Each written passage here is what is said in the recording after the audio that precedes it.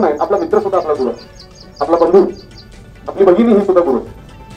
या प्रत्येक गुरूंना आज वंदन करण्याचा हा दिवस म्हणजे गुरुपौर्णिमा. संस्कृत मध्ये श्लोक आहे, गुरु ब्रह्मा गुरु विष्णू गुरु देव महेश्वरा गुरु साक्षात परब्रह्म तस्मै श्री गुरुवे नमः. अशा पद्धतीने ह्या गुरुवंदनेच्या दिवशी माझ्या सर्व गुरु बंधूंना आणि गुरु भगिनींना गुरुपौर्णिमेच्या हार्दिक हार्दिक शुभेच्छा देतो. आणि आज या गुरुपौर्णिमेच्या निमित्तानं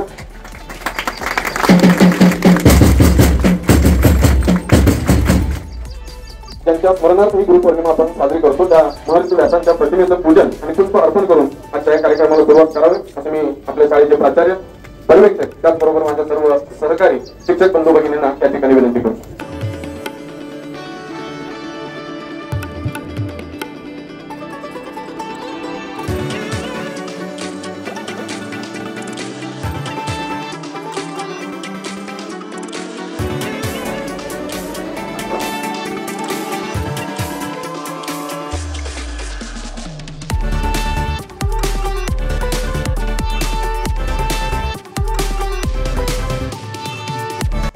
गुरु आमचा मार्गदाता खरा, गुरु आमचा नेहमी आमचा जरा, गुरु तोडितो माया बंधन असे प्रेम भावे गुरु.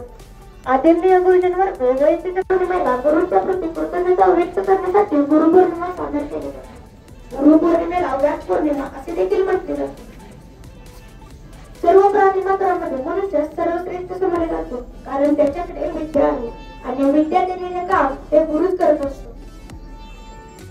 इतर प्राणी पक्षी यांच्याशी जर तुलना केली तर माणसाचे मूल हे जास्त परावले जाते, कारण त्याला चालायला बोलायला आणि खायला कोणीतरी दुसरे शिकवते. आपल्या जीवनपणात काहीतरी गोष्ट शिकवणारी ही प्रत्येक व्यक्ती म्हणजे आपला गुरु असतो.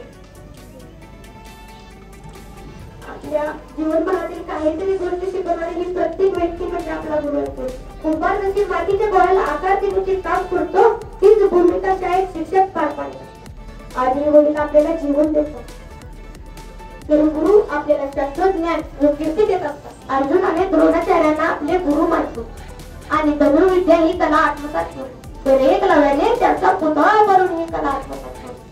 प्रकार पंडित असलेल्या चांगदेव महाराजांनी मुक्ताबाईंना आपले गुरु मानले, तर संत नामदेवांनी विसोबा केसरांना यांना आपले गुरु.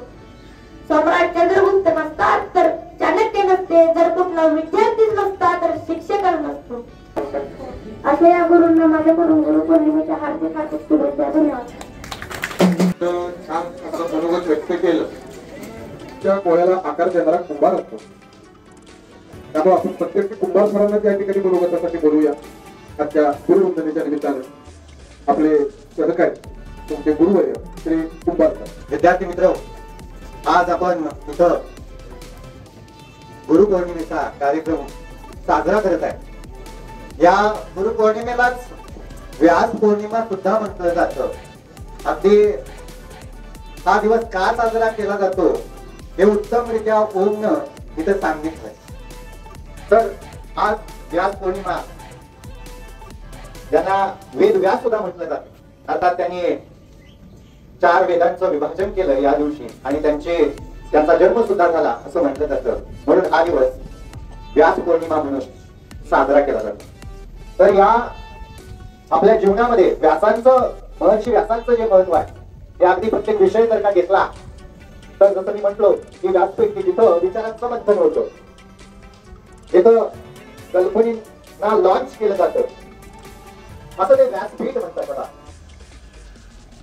मराठीमध्ये मात्र आहेत लघु आणि गुरु.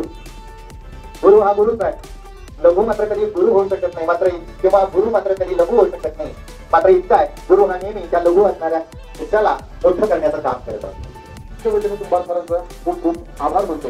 आणि 1 मिनिटासाठी आपल्या शाळेचे प्राचार्य माननीय श्री एम पाटील सर यांना विनंती करतो की त्यांनी आपलं मनोगत या ठिकाणी व्यक्त करावं. गुरु हा सदैव आपल्याला चांगला मार्ग दाखवतो. शिक्षक जे आहेत ते सगळे गुरु आहेत. तुम्ही दररोज तुमच्या गुरूंचं दर्शन घेतलं पाहिजे.